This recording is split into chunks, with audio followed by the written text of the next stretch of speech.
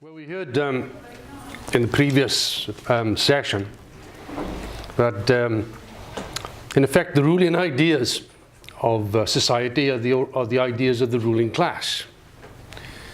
Clearly they have the economic power, they have the power over education, of the media and so on, and therefore they have a powerful influence in moulding public opinion. And this is also the role of bourgeois economists. Their task is to justify capitalism, basically, and to explain that there are no exploitative relations under capitalism. And that's why they come forward with the idea that economics is basically the development of factors of production. So we have land, labour and capital. The worker gives his labour, gets paid for it.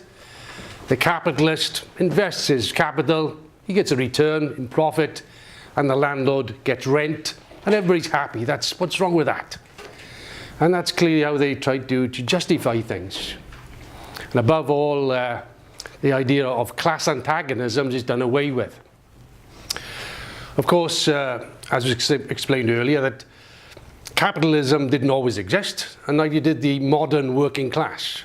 It came into being, and it came into being in quite a ruthless and bloody fashion, which Marx described as the primitive accumulation of capital, where the peasantry, which existed in Britain, were completely wiped out, driven off the land, and were herded into the cities, into the towns, where they were forced to work in order to make a living, to survive.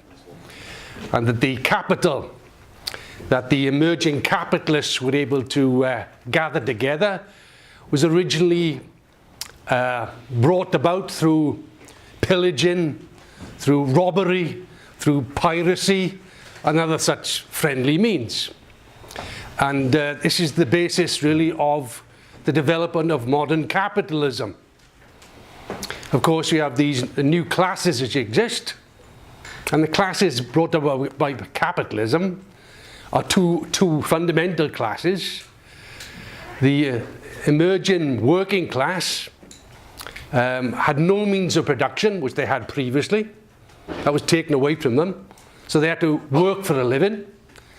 And the capitalists have a monopoly now over the means of production. And therefore, the capitalists, the workers, have to go cap in hand to the employers in order to get work, in order to earn a wage, in order to feed themselves and their family. It was Lenin, I think, who explained that it was one of the great services of Marx was to explain that economics wasn't simply a relationship between things, but it was a relationship between people. In other words, you have to understand what lays beneath the surface, if you like, of capitalism itself, which is seen as an enormous amount of commodities and exchange and markets and so on. But what lies beneath that? That's the key question. And for Marx, his whole attempt was to rip away the mask, to drag down the veil that covered the real exploitative relations under capitalism, and expose the contradictions of capitalist society, and to see where these contradictions were leading. Marx himself based himself, first of all, on the great bourgeois economists of the early 19th century, of Adam Smith, David Ricardo and others. And they had a far more scientific view of economy than we have today, insofar as they came out with an idea, which was developed by Marx, called the labour theory of value.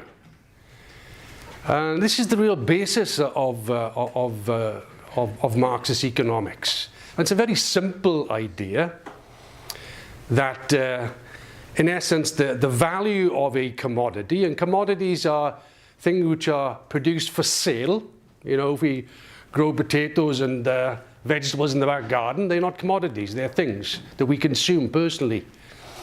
The capitalists create commodities which are things to be sold for profit. And the value of a commodity, as I was explained with these ideas, was determined by the amount of labour or labour time employed in its production, in its creation. Quite a simple idea, but based in a very material surroundings. Today that idea is poo-pooed, it's ridiculed, that's rubbish, that's out of date. That the value of things are determined by all sorts of questions, including subjective feelings, they say. But this is not a view that we would endorse. We start on the basis it's a science, we have to understand it. And if things are going to be exchanged, if commodities are to be exchanged, how do they? What basis are do these exchanges take place? And Marx said, well, it's clearly that things are exchanged not on the basis of their physical appearance, not because their colour or their weight or anything else. They must have some, nevertheless, common property that exists for them to be allowed them to be exchanged.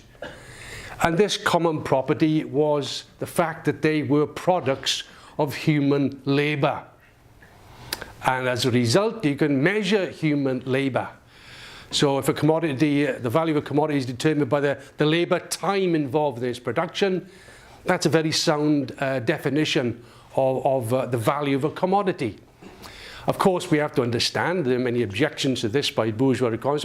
How can that be? Because it means the most laziest workers would take much longer to produce something, and therefore you're saying that this commodity would be more valuable than something else. Well, clearly that's not the case. That's a silly way of looking at it. And therefore Marx clarified it. We're not looking at just labour, but the socially necessary labour involved in the production of commodities. In other words, labour with the average technique, the average intensity, the average productivity of the time. And for instance, if you have an example of, a manufacturer who produced cloth, and over a 1 hour period they produced 10 yards of cloth. But then you had another manufacturer who used out-of-date machinery and very bad techniques, but they produced the cloth not in an hour but 2 hours. But does that mean therefore that the value of this cloth is double the amount of the previous factory owner? Of course it doesn't. And if they take their bales of cloth to market, clearly you've got one bale produced in 1 hour and another in 2 hours. Well, the 1 hour will be cheaper than the 2 hours, and the 2 hour cloth will not be sold. The market decides then. The market will reject, if you like, commodities which have not got the socially necessary labour involved in their production. So we see that the commodities the value of commodities are determined by labour time, the socially necessary labour time involved in their production. Commodity production as well is based upon, obviously, a means by which the capitalist can obtain profit. And this is the conundrum. Where does profit come from under capitalism? Clearly, the working class has to sell something to the capitalist in order for them to be employed. They go there, and Marx defined this. What did he sell? First of all, you think, well, does he sell his labour power? I mean, he or she. Does he sell his labour, rather, or does he sell something else? The capitalists always say, well, the worker sells his labour, and they gets paid for his labour, therefore it's a done deal, everything's satisfied. But that's not exactly what happens. When the capitalist employs labour, they employ not, they don't get the labour of the worker, they get the abilities of the worker they pay for. That's a very important distinction. The abilities of the worker, the labour power of a worker, the energy, the effort that the worker can give to the capitalist is bought by the capitalist. And these this labour power also has a value insofar as it requires commodities, it requires a sustenance in order to replenish this labour power. Your effort, the energy you've used in one day has to be replenished. And the wages you get allows you to do this so that you're fit and ready for work the next day. And that is something that the capitalist does genuinely pay the full value for. They pay the full value for the labour power, your effort, your energies that you're prepared to put into the work. The only thing is, unlike any other commodity in the world, labour power produces more value than its own value. And of course, this is where the secret of surplus value comes in. This is the secret where profit is made. Insofar as the worker themselves gets paid a wage, goes to work, say the working day is what, 8 hours a day? And within a space, let's say, for sake of argument, of 4 hours, the worker produces enough values to cover their wages. Of course, the worker doesn't say, okay, then that's fine, and I'll go home. He's got a contract to work for the 8 hours. So he continues to work for an extra 4 hours. And it is this division of the working day which shows there's a part of the working day which covers wages, which is necessary labour, and it's a part which covers and what is called surplus labour, which produces surplus value for the capitalist. And that is where profit comes from. It's through the exploitation of the working class, and profit is nothing more than the unpaid labour of the working class itself. Of course, the employer, the capitalist, is only in business to make money. They're only in business to make profits. And therefore, their whole drive, if you like, is to maximize the surplus labour that can be squeezed out of the worker. And they can do this in two particular ways. First of all, they could, if you think about it, they could extend the working day. So instead of working 8 hours, they could say you must work 10 hours. And the worker will produce, as normal, the 4 hours of value that covers their wages, but now the employer gets 6 hours surplus labour. So he's made a bigger extension of his profits. That's one way of doing it. And we've seen this in history. In fact, I think it was mentioned in the last lecture that there is a separate chapter in Capital Volume 1 dealing with the working day, because there's been a whole struggle of workers over the last 100 years, 150 years, over this, of them trying to lessen the working day, reduce the hours in the working day. And in fact, it was the bourgeois economists of 150 years ago were saying that's impossible because profit comes from the last hour of work. And if you reduce those hours, you will reduce profits and you'll all be out of work. And that was the justification to have long working hours. But of course, a worker can't work longer than what? Well, it can't work longer than 24 hours a day. It's impossible. So they can't, and even the state has to step in and say, look, let's try and keep it sane here, because you're squeezing workers to work 12, 14, 16 hours a day. Young children were working that 150 years ago, and they were destroying them. And therefore, let's kill the goose that lays the golden egg here. Let's ensure there's certain protection of the working class to a limited degree, which they did through legislation. But there's another way, which is obviously there's always a way around these things, isn't it? How to get more profit out of the working class? Well, if you can't extend the working day over a certain amount, then what you want to do is to increase the intensity of work. increase the exploitation of work while the worker is in your employ. And the way they do this is to bring in machinery. Machinery helps to intensify the work process. I come from Dagenham. We got Ford. You had a big Ford plant in Dagenham a long time ago, and they brought in obviously the production line. And as one comrade said earlier on, they reduce the skills of workers so that they can quickly produce as much as possible. And the production line and machinery being introduced was a means whereby the employer could squeeze more surplus value out of the labour of the working class. So that taking that working day as a norm, before it was 4 hours, he produced enough value to cover his wages. Now, with an intensified exploitation through machinery, that worker could cover their wages now in, say, 2 hours.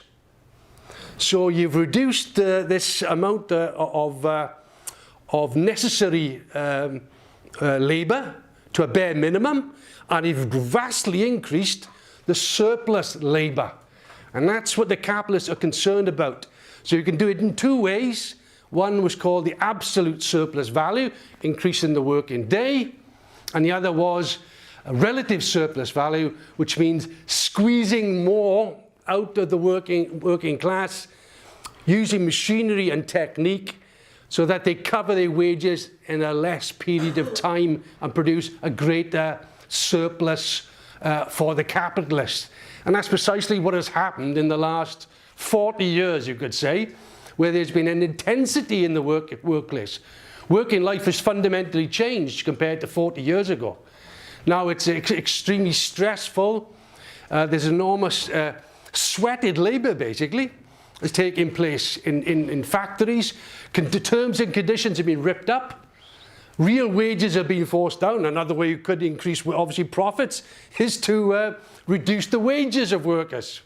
Because at the end of the day, in relation to the economic pie, if workers get less through wages, then the employers and the bosses get more in profits. It's the seesaw, if you like.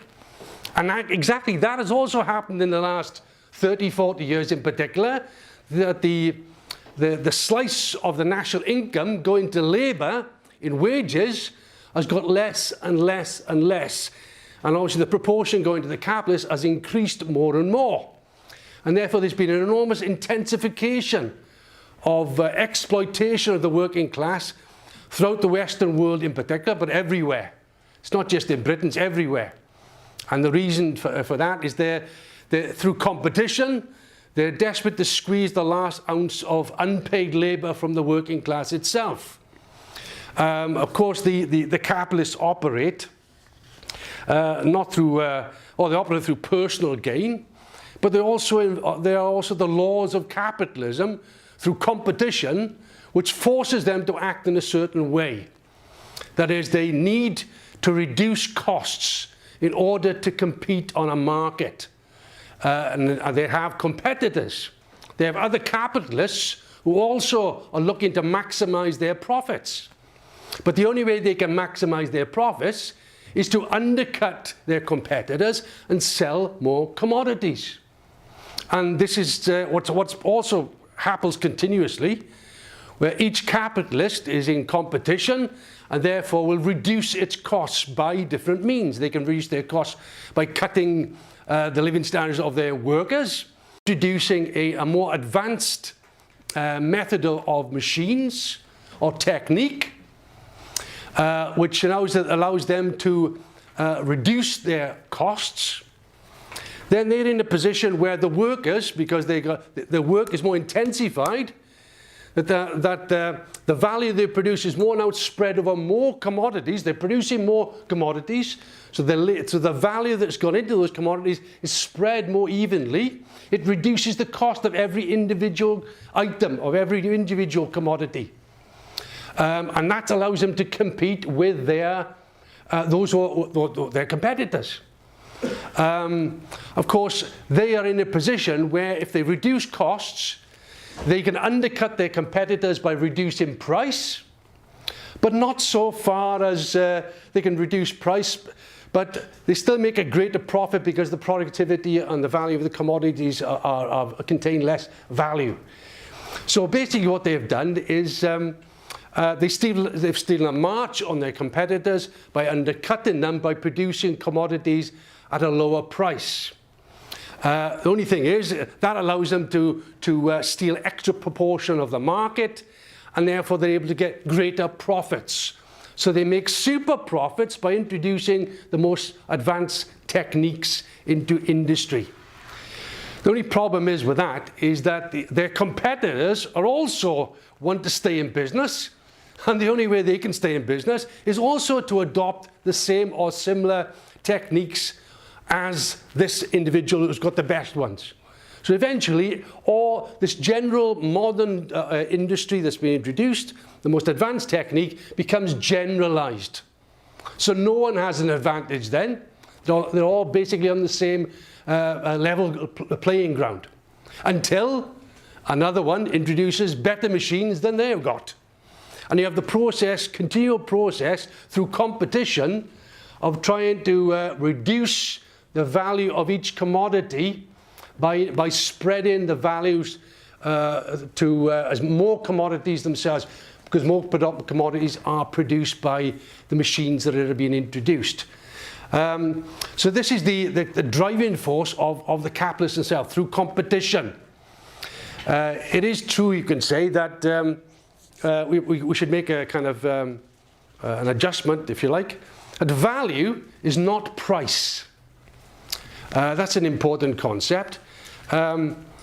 Value itself is like the axis, right, around which price fluctuates.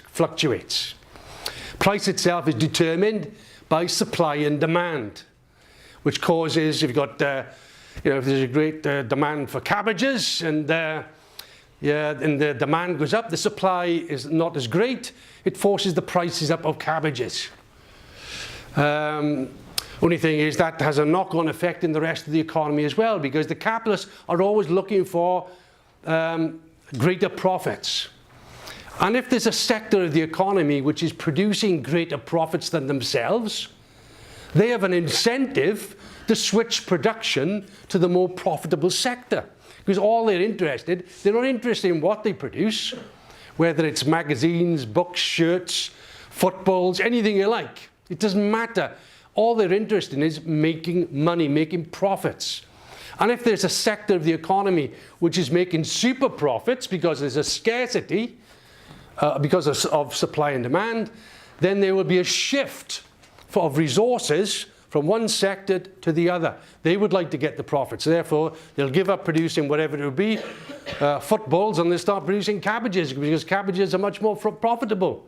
The only thing is, when all that capital flows in and new factories are created and new farms are created to produce more cabbages, then there's an excess of cabbages, and therefore the price tends to fall. And therefore there's an equalization, or you have an average rate of profit existing in the economy like this, because it's not a permanent thing, because supply and demand creates all these inequalities, and capital is immediately searching out where the maximum profit can be made in an economy itself.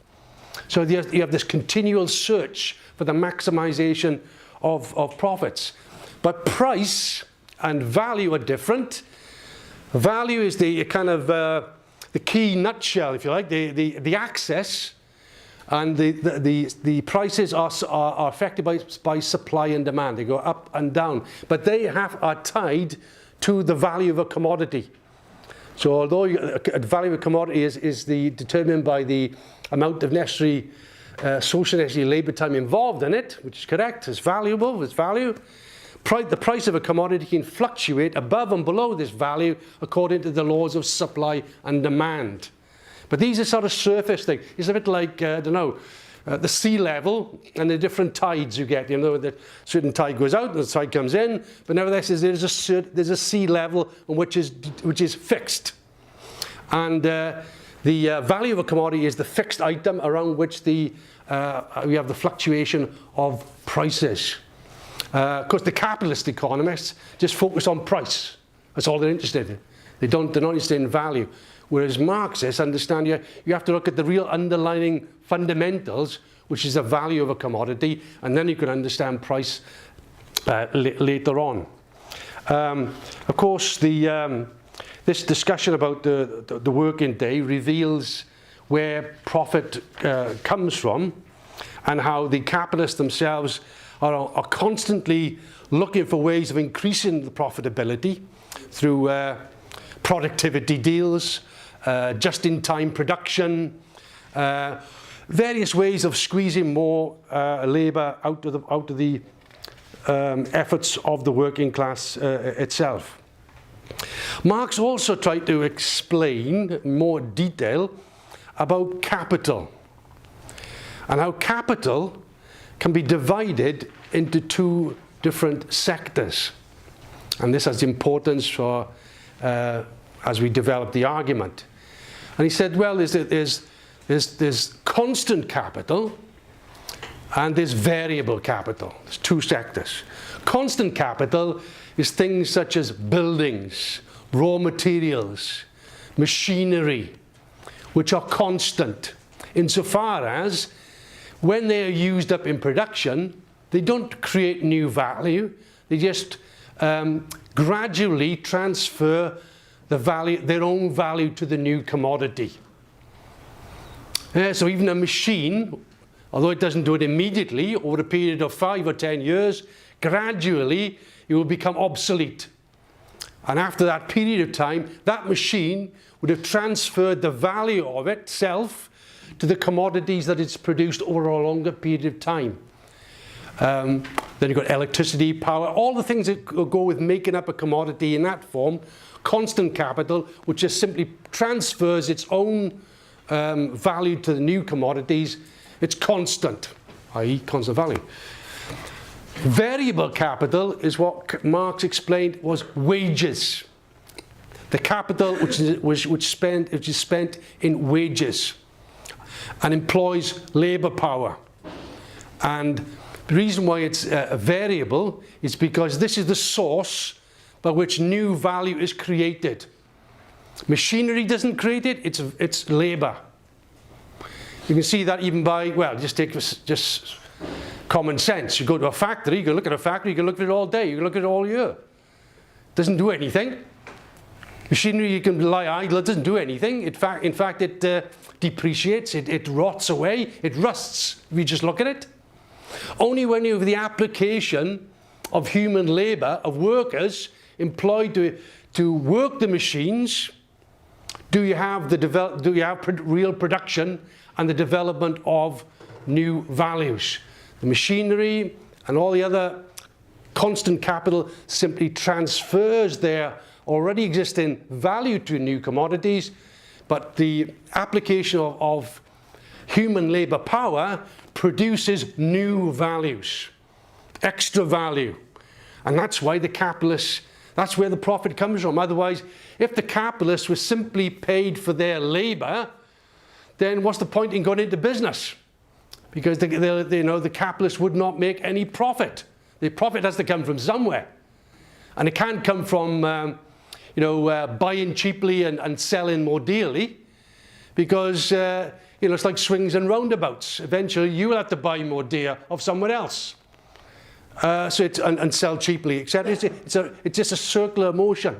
There's no extra value created in that particular way of doing business. It does happen, but there's no.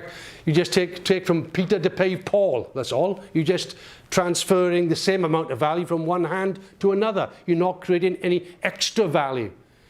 And the only way you can get extra value is the work employed by the working class itself in order to produce new values and commodities. Of course, this is important insofar as what has the history of capitalism shown us? It's shown us that there's a greater concentration and a greater centralization of capital. Out of every crisis, is destroyed the weaker sectors, and the bigger, powerful monopolies become even more powerful. The banks become even more greater in its power and influence. So this is the natural progress and development of capitalism, is bigger machinery, bigger factories, more advanced production, where workers are getting more and more excluded from production because of the productivity of labour. Instead of employing 100 workers, you won't need to. You can now employ 20 workers, and they, because of the machinery and technique that's available, will produce the same amount or more than 100 workers previously. So the general thrust of capitalism is to increase constant capital at the expense of variable capital of the workers. The problem being, it's the workers who produce the surplus value.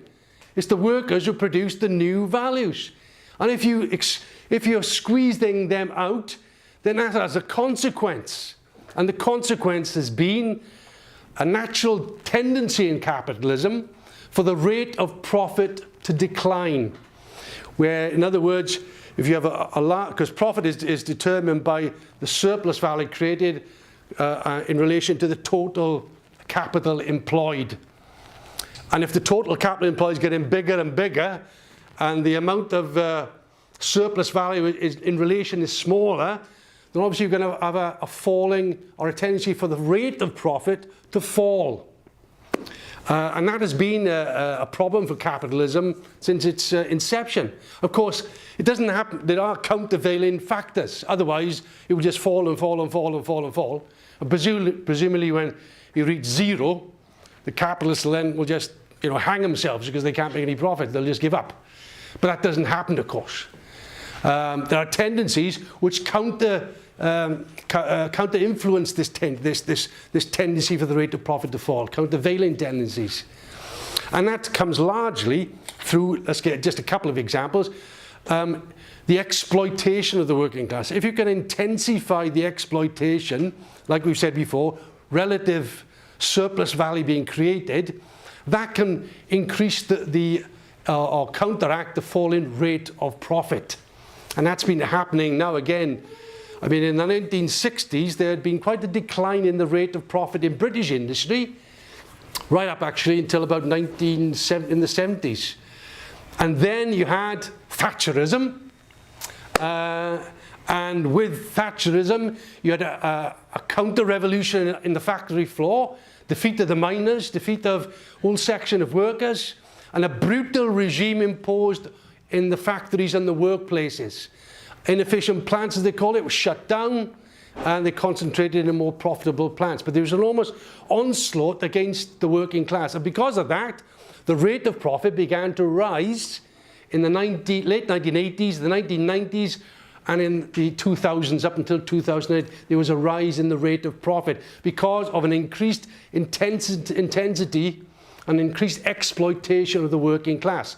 Also, other markets opened up in other parts of the world, in China. Globalization provided them with new outlets for their goods and so on. These acted as countervailing factors to this fall tendency. So that's why it was called a tendency for the rate of profit to decline itself.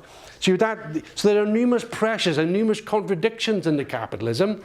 But the biggest contradiction of all, really, is the fact that the working class cannot buy back the full values that it produces. Because if it did, there would be no profit. The profit is unpaid labour of the working class.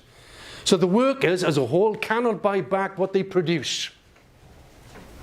And that produces a major contradiction, a headache for capitalism. How can capitalism survive then?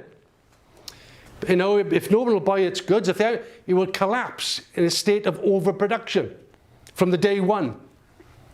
But it didn't, and the reason for that the capitalists were able to overcome this contradiction by taking the surplus produced by the working class and investing it back into machinery, back into production, and creating a further market for capitalism itself. through capital goods, then the workers employed in the capital goods industries would spend their money on consumer goods, which in turn would set the whole ball going again and develop the economy.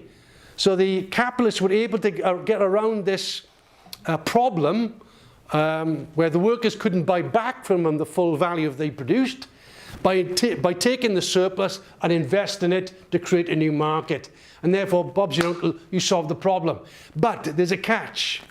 And the catch is that if the capitalists are investing this surplus value into new machinery, new technique, they're producing enormous amounts of extra capacity in the economy. So their economy produces far more goods than before. And of course, there comes a point when there's a crisis, and the crisis is that of overproduction. It's never occurred anywhere in other forms of historical society. In other forms of society prior to capitalism, you had a crisis of underproduction. You didn't produce enough, therefore people starved. Whereas under capitalism, you have a crisis now of overproduction. Although let's also qualify that, overproduction on the basis of private profit. It's not overproduction for the needs of society, of course. You know, people need a lot of things, houses, carpets, you name it, they need it. But they can't have access to it because they haven't got the money to buy it. So it's not the needs of society, it's the needs of, this overproduction is linked to the profitability and interests of capitalism. So they reach a point where there's an overproduction for capitalism. Capitalism, in other words, cannot make any more profit out of extra production because they cannot sell it. Because at the end of the day, profit comes from the production of commodities, but commodities have to be sold in order to realize the value contained in them. So in other words, the market is just as important as the production. Both are linked. And the problem of capitalism, it is a society ultimately which it fosters an economy which produces to the maximum, because they have to. Each of them are competing against one another. At the same time, they're cutting the market. Why? Because they're cutting costs. They want workers to work more for less wages, etc., etc. So they cut the market at a time where they're vastly trying to increase the output of capitalism, and that reaches a crisis point, and you have a crisis of overproduction. That took place in 2008. There were other ones in the past, but 2008 was a classic one. World trade collapsed. People were made unemployed. Factories were closed down. Factories were bankrupt. Some were mothballed. You have a destruction of capital. You think about it, that's what happens in a crisis.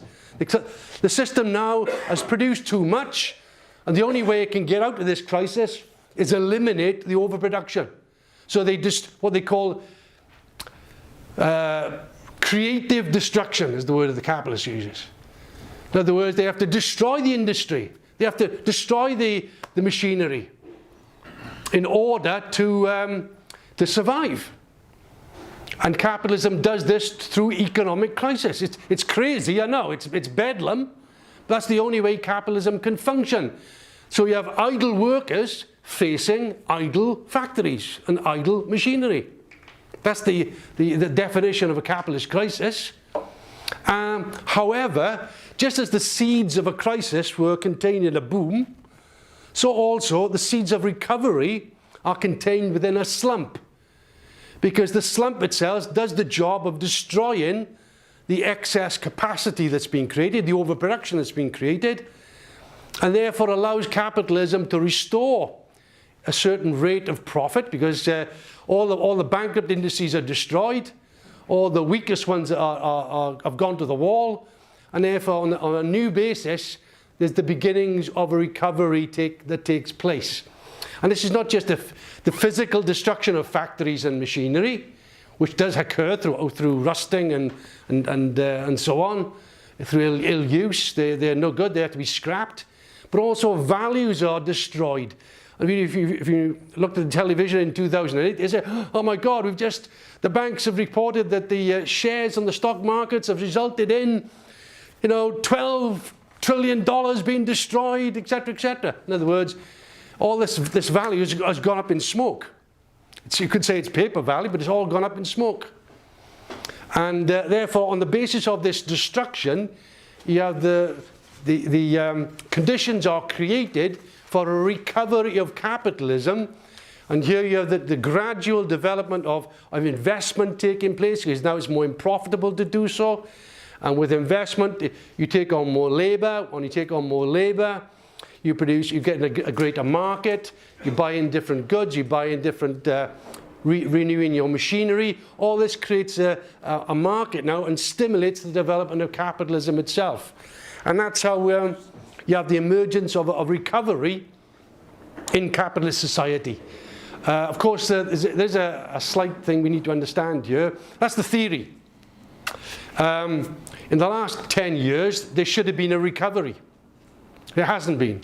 Or the recovery has been the weakest in history. And the reason for that capitalism has exhausted itself. As an economic system, it's now reaching its limits. Just as capitalism and slavery went into decline and also prepared the way for a new society, so also capitalism has reached its limits insofar as it's carved up the world to begin with. It's finance monopoly capitalism on a world scale. It's imperialism. It's the highest stage it can develop to.